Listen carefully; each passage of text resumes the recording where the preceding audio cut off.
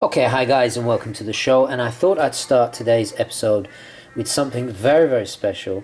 As you guys know, I lived in Florence for 2 years. I actually met my wife there. I studied there. One of the most important cities in the world for, well, it was the birthplace of the Renaissance. It also contains some of the world's most important art. A hell of a lot of art in such a small city. It's quite a small city. But I thought I'd share with you this fantastic book. It's written by this guy called Lawrence Partridge, professor of the Italian Renaissance at the University of California, which is Berkeley, of course. This is a really great book. I was really pleasantly surprised. It's a fantastic reference book. If you were a complete Philistine and not to know anything about Florence and the Renaissance, it's very easy to understand. It goes into depth about all the key artworks, architecture, sculptures, the artists, the patrons of the artists as well, the history behind each piece. There we have some of the famous Medicis, of course, basically bankrolled so much of the great work. There's no denying of the importance of Florence. I love this book because it's got really clear sections, very easy to dip in and out of all the most essential parts of Florence. Really great photos. This is actually the Uffizi. I used to sit under this little statue here of Niccolò Machiavelli when I didn't know anybody. I used to sit right here on this little step right there. I used to people watch, and before I got to know anybody and met my wife. Just a very special place in my heart. Oh, there's beautiful, the Cellini's Perseus. You'll recognize so many of these important, hugely important. You know, the diagrams are fantastic. There's the genealogy of the whole Medici family. Undoubtedly, a major force fueled, made it possible for so much of this art to be made. David, all the icons, of course. Donatello's David with the head of Goliath. Everything of significant importance. The palazzi themselves. I actually lived in Palazzo de Vinciani on Via Porta Rossa. It's a hotel now. It's converted to a hotel. Probably the most famous of all, Botticelli's Primavera.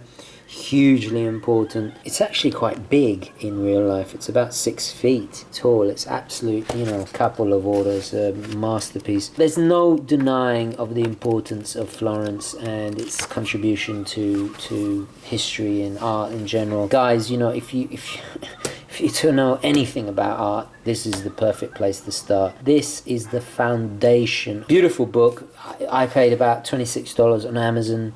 I totally recommend it. It's very easy to understand. It's not pretentious whatsoever. It gives you a great level of insight without being too bogged down and heavy. Oh, Brunelleschi's Duomo Dome, of course. It has that depth without being too heavy, which is perfect. Great for coffee table type book. I cannot recommend it enough. Makes for a great gift as well.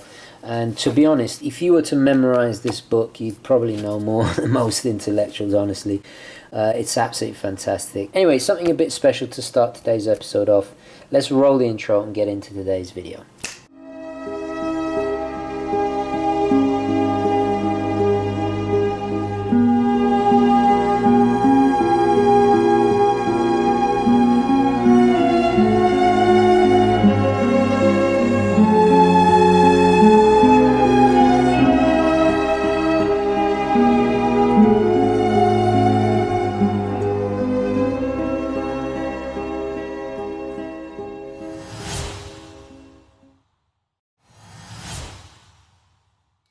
Okay, hi guys, and welcome to today's show. Today, a very quick episode. I basically want to do a bit of a competition. I have indeed bought a new watch, and I'm not doing a wristwatch check because it's part of the competition, and I'm going to be talking about that in just a moment. I am actually starting to move into a new phase with my own collection. I'm having a bit of a purge. I'm selling off about 3 or 4 of my pieces to raise money for my notorious GMT if I go for it. Still debating actually which one to go for. I'm slightly leaning towards the Rolex Explorer 2 with the black dial, the red-handed 40mm version. Although recently I have kind of been yearning for the Tudor the Black Bay, the Black Bay Black, and I don't know why, I just can't get it out of my head. At the same time, I'm thinking, now that you guys are going to be rolling your eyes at this, but I am seriously also considering buying back the Zin 104, the little day date aviation piece, because I miss it immensely, and at the time I didn't have much money. I had to sell it to make a sacrifice to get my Breitling, the Navitimer. I've got the Navitimer now, but I am actually missing that Zin very, very much. If that had been a GMT, it would have been perfect. It would have, you know, ticked all the boxes. And I'm also thinking, do I really need a GMT? Because I do often wear two watches. Also, the time zones I'm looking at is the UK and the USA. It's not exactly the most challenging thing to work out at the end of the day. And also, you know, it is a lot of money, and I'd prefer to buy, you know, I could buy a Zin 104 and a Tudor Black Bay, and maybe a few extra kind of fun pieces as well, rather than the Explorer 2. But at the end of the day, for me, watches are not about buying into value, or you know, I buy them for enjoyment. So it might make more sense to buy a few pieces and have a lot more fun rather than one piece, even though it will be safer investment wise. I've already noticed that the Explorer has been slowly rising in price as well. They're not as cheap as they were a couple of months ago, certainly. So there's a lot to think about. I'm not in a rush. I'm still saving. I've also saving up for my wife's birthday watch, which will be in August, which I've actually finished saving for now, which means I can concentrate on saving for my own watches. And I will be doing a video about women's watches, I think around about that kind of time, because it will tie in with the watch I'm buying for my wife, which I have mentioned, but I can't remember if I have mentioned it actually, to be honest. I'll keep it under wraps anyway, but it is a luxury piece. It's something that she's always wanted, and I want to make that dream come true for her. So that has been my number one priority since Christmas, really. So I finished saving for that. So a lot is going on, and the first watch of mine that went on the chopping block, actually it was more to do with the recent arrival of the little Citizen ProMaster here. This watch kind of has made a few of my other watches kind of redundant. I've got too many black dial divers, so the Marathon was the first to go. I sold it in a literally matter of seconds. I would love to keep all these watches, but I need to, sometimes you have to make a sacrifice no matter how much it hurts. Otherwise it just swells up, and my collection is getting far too big now, and I want to get new pieces in. I also bought this, which is a vintage piece, and actually let me do the competition right now. And this is in conjunction with my good friends at Wrist Candy Watch Club. They recently released these amazing pearl-on straps, really great for summer. Vibrant colors. These are great because the little buckle allows you to get a custom fit, so you don't get that extra hanging off like in a NATO strap. Also, this weave enables you to put the little tongue of the buckle anywhere you want, so you really get a great fit. These are of course water resistant, perfect for summer because they're breathable, but the best thing is they've come up with this really original, it does remind me of a kind of Macintosh, you know, Rene Macintosh-esque designs, this very beautiful pattern. It does remind me of his kind of, his furniture and patterns you'll see in his architecture and design in general. So I think that's very cool, and brings a bit of pizzazz to, you know, your sports watches. Actually, and dress watches. These look great on a Saab, for example. Anyway, so there are 5 sets of these to give away. All you have to do is guess what my latest acquisition is. This is my latest piece. It's a vintage. Oh, I nearly said what it is. It's a vintage piece. It's in really great condition. It's definitely going to be quite valuable in the future. I bought it for a bit of fun, and you know, when I see a bargain, a bit like my little Tissot here, when I see a bargain, I leap on it. You know, I'm gonna go for it. Speaking of the Tissot, this is the next piece that's actually on the chopping block. I am very sad about it. I had to choose between my day date here, my Tudor day date, which I've also put on this. I know, I put everything on NATO's. Yeah.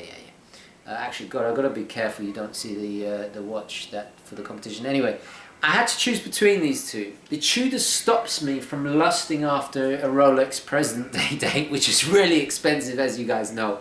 So in the long run, I think that will be it was actually saved me more money. This watch is absolutely beautiful.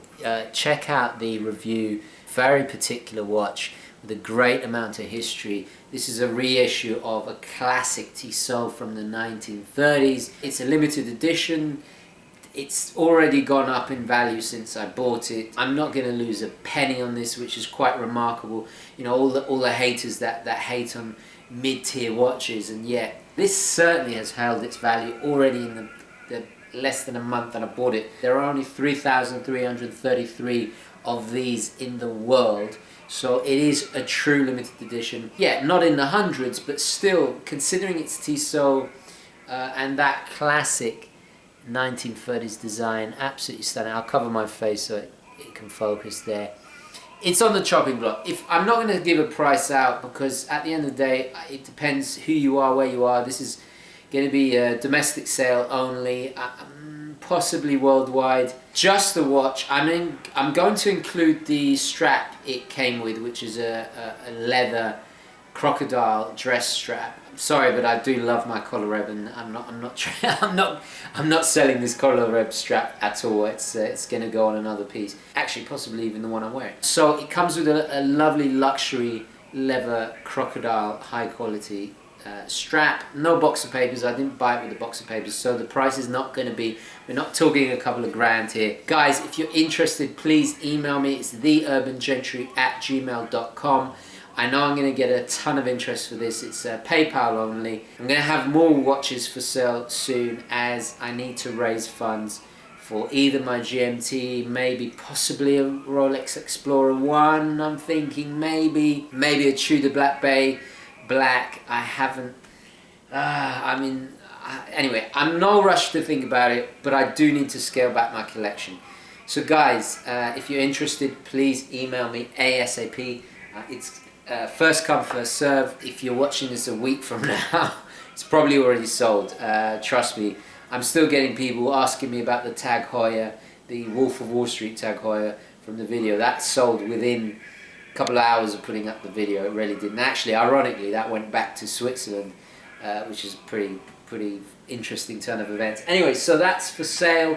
I'm keeping the Tudor. So let me tie up this video. Guess the watch. Now, I'm not going to come too close. This is why I'm not doing a wristwatch check today. I'm not coming too close. You guys have eyes like a hawk. I think I have definitely the smartest, most intelligent audience on YouTube, because you guys notice watches that are waiting here for review before I've even announced it, and you guys are guessing on the Facebook and you already know what it is, which I think is great. Which reminds me, if you have watch questions, join the Facebook, because there's thousands and thousands of real enthusiasts, more knowledgeable than me, certainly, and the wealth of knowledge and experience in that group is so powerful. It's unlike any forum or Facebook group out there, without a doubt. Some great minds, some great people as well that I'm very proud to call my friends. Anyway, there's a link to that in the description if you haven't joined the Facebook group already. Back to the competition. So all you have to do is guess what this is. It's a vintage piece, that's all I'm going to say. It's an aviation piece, I'll say that as well. It's an aviation piece, very rare. I had to jump on it because it's going to make money, and actually I am loving it as well. That's all you're going to get. That's all you're going to get. There are 5 sets of these purlons, including some extra combination straps. The first 5 people to get it, I will put you in contact with Wrist Candy Watch Club, and they will send you your prize out to you.